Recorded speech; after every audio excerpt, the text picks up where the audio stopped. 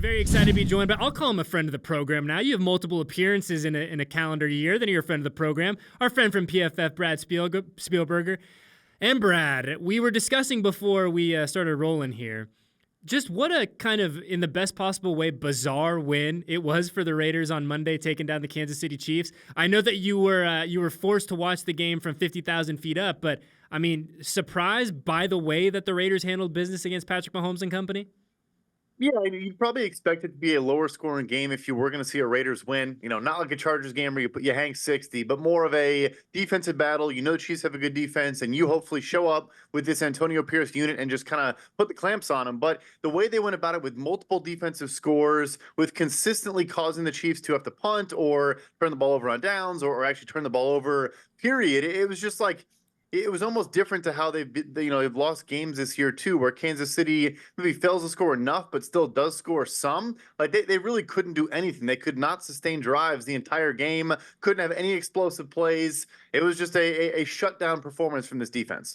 And as crazy as that sounds, he did not stutter. A shutdown performance from the Raiders defense going against the Kansas City Chiefs. But, Brad, we've been pretty honest in this building, certainly since training camp, that the level of surprise here is pretty intense about how well the defense has played, right? We all knew that Max Crosby was going to be his all-pro future, whatever you want to call himself, just an absolute machine.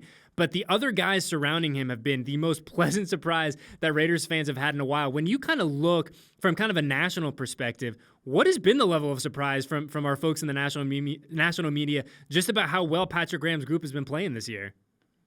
For sure. I will say Graham, I think, always has had a ton of respect, and it's well-deserved. Sure. Going back to the Giants days and different stops along his career, he adapts the scheme to his personnel. He's not kind of rigid in what he does and understands if he needs to change things around. And so, I'm not super shocked it's a good unit, but, we view defense as a weak link proposition. Yeah, it's great to have Max Crosby's, but if you have Max Crosby in some other spots that maybe raise question marks, you are going to get picked on at times. And I think the biggest thing for me, it's not enough national attention. It needs more, is the third-year breakout and emergence of Malcolm Koonce opposite Max Crosby, who has been, over the last 2 months, as good as any pass rusher in the NFL, 6th in pressure rate among edge rushers over the last, since the Antonio Pierce era began. Actually better than Max Crosby on a per snap efficiency rushing the passer. Obviously benefits from Max Crosby's presence, but he's been incredible.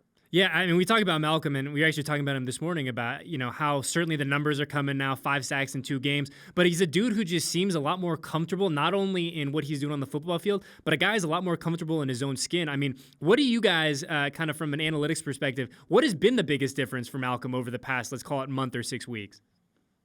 Yeah, I mean, it's honestly hard to kind of dissect a ton without a ton of volume. He was a bit of a healthy scratch in his first year, coming along slowly. Kind of funny, comes from Buffalo, the same Khalil Mack, emergence of this really stud edge rusher. I think honestly it was just the game slowing down for him. I think also just being a 3-down player they could trust against the run as well as against the pass. But if I looked at tape and tried to pick out something particular, I think he's timing his get off better. I think he's just quicker off the ball. And he always was a guy that I thought had a decent arsenal of moves. Wasn't the rawest player in the world, but it was more about just kind of getting up to speed on a burst and explosiveness, things like that, and then letting kind of the hand usage and other stuff translate and actually be more effective because you are kind of ahead of the snap, so to speak. So yeah, he's just, all that's been great. And then, of course, like I said, I mean, it does really help everyone when you have multiple guys that pose a threat, because the interior guys too. There's been some nice play from Tillery and Bilal Nichols and some others. Adam Butler, as splashed at times. Like,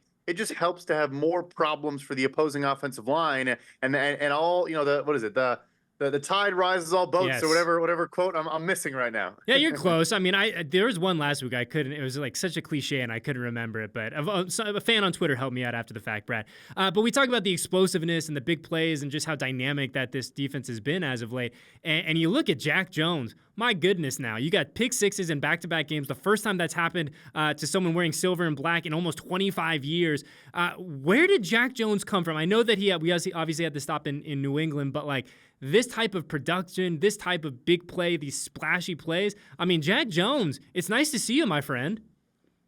Absolutely. Yeah, I mean, I don't think the talent there has ever been questioned. He's a really, really good football player. I think he's instinctual. I mentioned pre-show again, the Mahomes interception was telegraphed. And I think he just jumped it, knew there was a back shoulder ball coming down that right sideline, and just got out ahead of it and it made it not an easy play. It's still a remarkable Sure. play. But just the wherewithal, the recognition to know exactly what to do. Yeah, I mean, talk about a lot of people were saying, what can Champ Kelly do as an interim GM? I get what Pierce can show us. What can a GM show? Well, he picked up a guy on waivers who has back-to-back pick sixes and other little small moves here and there. He's done about as well as he can, given the in-season interim GM tag. It is so funny. We talk about some of the in-season additions, and obviously Jack Jones is the big one that a lot of folks have been focused on right now.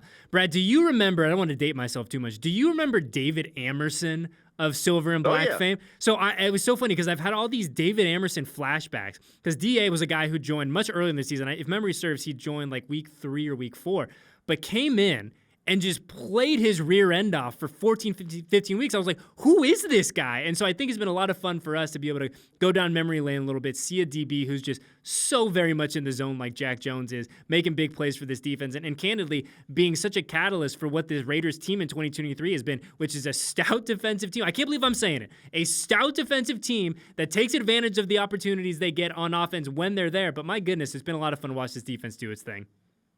For sure. And it's not fluky, too. Like, I brought a bunch of data and kind of points that, because sometimes you can have stretches of, okay, crazy turnover luck, or they're so good in the red zone, and so they're just like, touchdowns or field goals against them. This is a team that is third in the NFL since week 9 in just scoring drive rate against. So, field goals and touchdowns included. And they're also just top 10 in the amount of series they allow to get converted into first down. So they're also not just a bend, don't break defense that's kind of getting lucky or, just having a positive variance in some areas. Like, they're good and efficient on a down-to-down basis, on a play-to-play basis. I also think you see so much Antonio Pierce here. I mean, number 1 defense against the run in terms of EPA per rush. They have the fewest yards after first contact per rushing attempt in the NFL, and the 4th fewest explosive rushes against them on a per carry basis since Pierce took over. So, like, it's not just kind of this variance or these lucky kind of indicators of regression. It's really signs of a unit playing really well, being deployed properly. And we talked about a little bit Patrick Graham, like a guy like an Amik Robertson. I get he's undersized, kind of like a Darius Williams. He belongs on the outside. I know you want to put him in the slot. He's been incredible since he went back to the outside. Like, little adjustments like that over the course of the year have been huge. And look, Brad, I live in, by the way, impressive rattling of the stats. Please tell me that you have those written down somewhere. That's not just off the top of the dome. But, of course, you got to have the notes. Addy, you got to prep, baby. I think for us, right, the Raiders now find themselves still very much alive, which has been so much fun for this team, this fan base. Like, if you would have told us on November 1st, after the old regime exits, that, hey, you're going to be playing meaningful football headed into the new year, every single person would have been like, I'll take it. Who knows what the final 2 weeks hold, but they will take it 100%. But speaking of the final 2 weeks, right, we can live in this world of what has to happen, the odds, the percentages. The Raiders, we got to start here, though, right, Brad? The Raiders have to win out to have any semblance of playing postseason football. Am I accurate there, Brad, that the Raiders have to win out? There's too many teams in that AFC cluster. Yeah. Definitely have to win out first and foremost. Yeah, and I think, but what's a lot of fun for us, though, is you now have an opportunity. You're going to Indianapolis, right? And there's some really kind of funky parallels to the 2020 year. People forget that in 2020, the Raiders had to win a game on the road in Indy to stay alive and set up a win-and-you're-in situation the following week at home.